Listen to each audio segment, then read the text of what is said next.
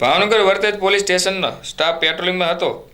તે દરમિયાન બાતમીના આધારે કણકોટ ગામ વાડી વિસ્તારમાં જાહેરમાં જુગાર રમતા દીપકભાઈ બુધભાઈ મુકવાણા રહે ભીકડા,